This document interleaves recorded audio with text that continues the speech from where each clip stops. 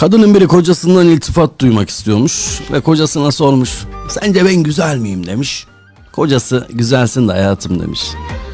Popon aynı çamaşır makinesi gibi demiş. Neyse kadın bunu unutur mu? 70 yıl geçse de yine unutmaz yani. Neyse yazmış bir kenara.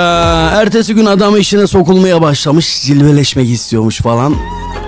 Karısına sırnaşmaya başlamış. Kadın da adamı şöyle baştan aşağıya bir süzmüş.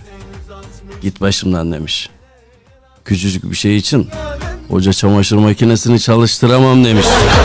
Elinde çitile demiş. Allah